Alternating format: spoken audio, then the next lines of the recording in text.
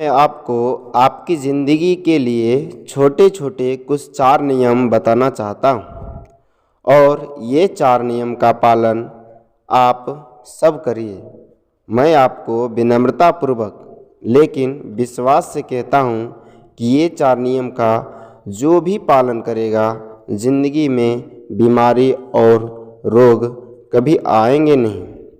परम पूजनीय स्वयं रामदेव जी भी खुद 45 से 55 साल से इस 4 नियम का पालन करते हैं। आप भी अगर ये नियम का पालन करेंगे तो अच्छा होगा। मैं भी करता हूँ। मेरे जीवन में मैं पिछले 2 साल से योग प्राणायाम करता हूँ। उसके साथ कुछ नियम मैंने बनाए हैं और उस नियम का पालन करता हूँ और वही नियम आपको बताना चाहता हूँ। इस नियम को पालन बहुत से लोग करते हैं और इस नियम के पालन करने से हमको इतना लाभ हुआ है कि कभी बीमारी आती नहीं। 2 साल से हर बार मेरा बीपी चेक किया नॉर्मल है, शुगर चेक किया नॉर्मल है। पिछले 2 साल में कभी सर्दी जुकाम नहीं हुआ, गला भी नहीं बैठा, कभी हॉस्पिटल नहीं देखा, कभी डॉक्टर के पास नहीं गया क्योंकि ज़रूरत नहीं पड़ी। और वह ज़रूरत इसलिए भी नहीं पड़ी क्योंकि हम निरोगी हैं, स्वस्थ हैं। ये निरोगी और स्वस्थ होने के लिए आयुर्वेद की एक छोटी सी जानकारी आपसे मैं शेयर करना चाहता हूँ। आयुर्वेद में ये कहा गया है कि किसी भी व्यक्ति को निरोगी होना है, रोग मुक्त होना है तो अपने जीवन में 3 बातों का ध्यान रखें। अपना वात, पित्त और कफ तीनों का संतुलन रखें। 3 तरह के दोष हैं हमारे शरीर में, वात, पित्त और कफ। आपने सुना होगा ये त्रिदोष आधारित शरीर है। जब बात बहुत बिगड़ जाता है तो 80 से ज़्यादा रोग आते हैं। जब पित्त बहुत बिगड़ जाता है तो लगभग 46 से 50 रोग आते हैं और जब कफ बिगड़ जाता है तो हमारे शरीर में 28 रोग आता है। और जब वात, पित्त और कफ तीनों बिगड़ जाता है तो 148 रोग आते हैं। सर्दी, जुकाम और कैंसर तक की यात्रा सब इन तीनों के बिगड़ जाने से आता है। ये सब वात, पित्त, कफ के बिगड़ने का खेल है। तो इस देश के आयुर्वेद चिकित्सा के सबसे महान लोगों में कुछ नाम आप जानते हैं, जैसे चरक ऋषि, जैसे सुश्रुत ऋषि। वैसे ही एक ऋषि हुए वाग्भट। वाग्भट ऋषि ने एक पुस्तक लिखी है, उस पुस्तक का नाम है अष्टांग हृदयम। और एक पुस्तक लिखी है उसका नाम है अष्टांग संग्रहम। इन दोनों पुस्तकों में उन्होंने 7000 नियम बताए हैं। उनमें से 4 बताता हूँ। अच्छे लगे तो आज से ही पालन करो और दूसरों को भी बताओ ताकि कोई भी इन नियमों का पालन करे तो बीमार ही ना पड़े। ये 4 नियम है वात, पित्त और कफ को संतुलन रखने के लिए। अब वात, पित्त, कफ तीनों एक साथ आपके संतुलित रहें तो उसके लिए पहला नियम है खाना खाने के तुरंत बाद पानी नहीं पीना। ये पहला नियम। आप बोलेंगे ये तो बड़ी मुश्किल बात है, खाना खाते ही पानी पीते हैं हम तो सब के सब, और बिना पानी पिए तो खाना ही नहीं खाते। कई लोग तो खाने से ज़्यादा पानी पीते हैं, खाना कम खाते हैं और पानी ज़्यादा पीते हैं।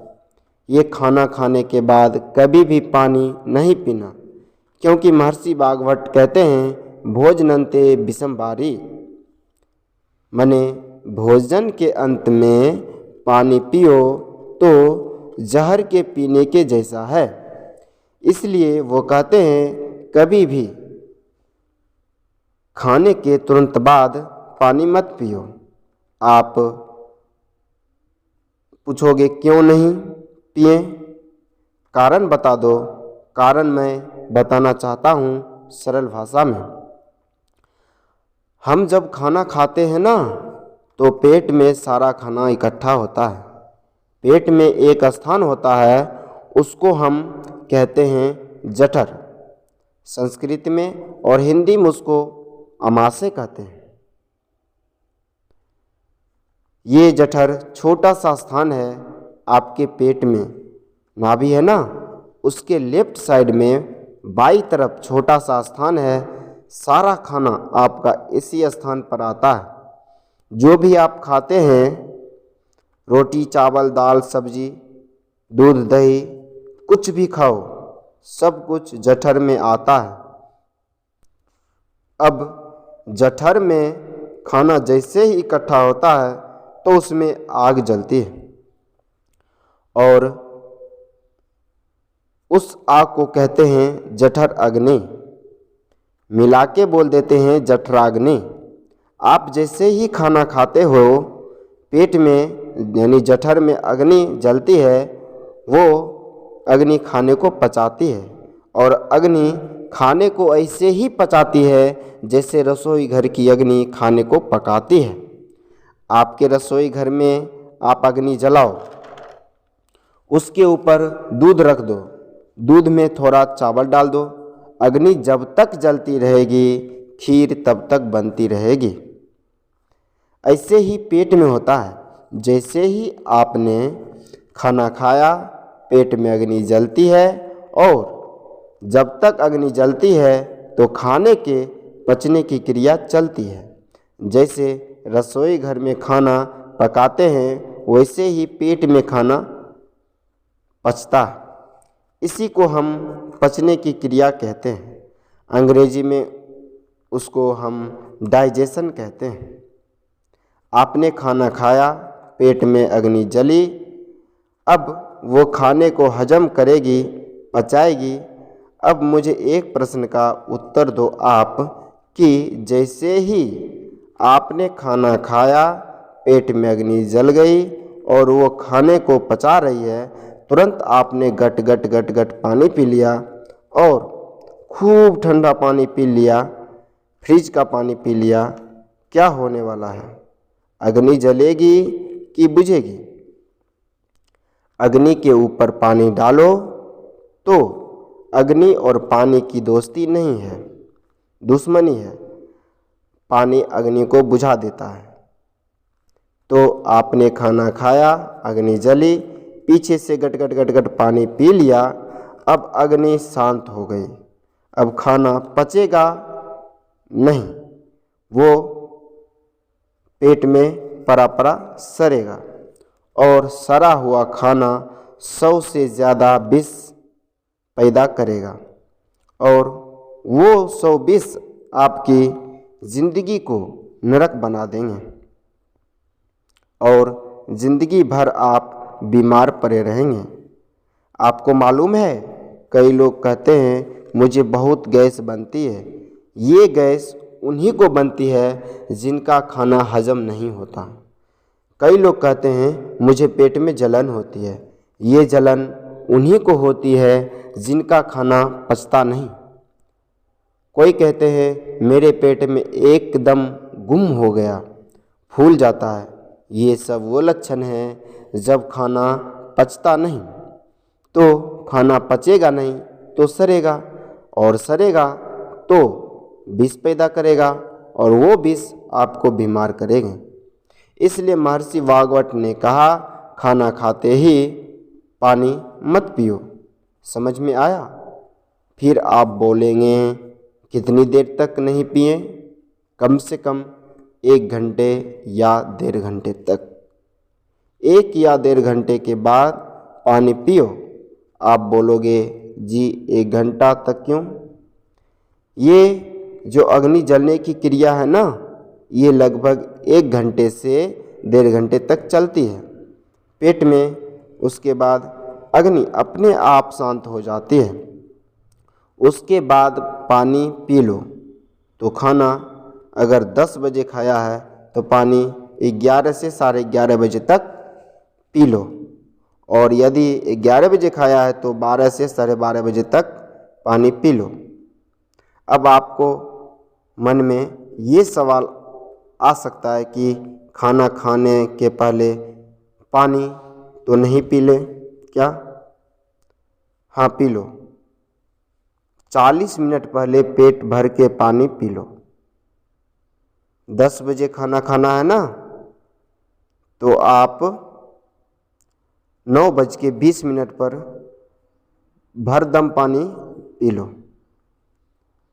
आप एक और सवाल पूछ सकते हैं, अच्छा ठीक है, खाने के बाद पानी तो नहीं पिएंगे, कुछ और पी सकते हैं क्या? पानी को छोड़कर तो उसके लिए भागवत जी कहते हैं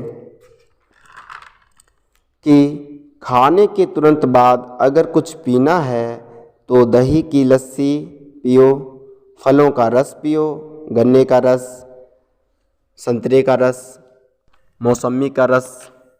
अब आप बोल रहे हैं ये महंगी महंगी चीज़ें बता रहे हैं, पैसे तो नहीं हैं, तो सबसे सस्ता नींबू का ही रस पी लो, शिकंजी बना के पी लो, वो तो सबसे सस्ती है। और तीसरी चीज़ है दूध, पी सकते हैं। तो खाने के तुरंत बाद पीना है तो दही की लस्सी, मट्ठा, या खाने के तुरंत बाद पीना है तो कोई भी फल का रस। खाने के तुरंत बाद पीना है तो दूध, पानी 1 से 1.5 घंटे बाद ही पियो। और अगर एक बात ध्यान रखो तो बहुत अच्छा है कि सवेरे हम खाना खाते हैं तो फलों का रस पीना अच्छा, दोपहर को खाना खाएं तो दही का मट्ठा पीना बहुत अच्छा, और रात का जो लोग खाना खाए उसको दूध पीना बहुत अच्छा। जो लोग इस नियम का पालन कर सकते हैं, जिंदगी में कभी भी 80 रोग उन्हें नहीं हो सकते हैं। वात, पित्त, कफ तीनों ही एक छोटे से नियम पालन करने से संतुलित रहता है। तो ये पहला नियम मैंने आपको कहा। धन्यवाद आप सभी का। बाकी मैं दूसरा नियम आपको कल बताऊंगा। अच्छा लगे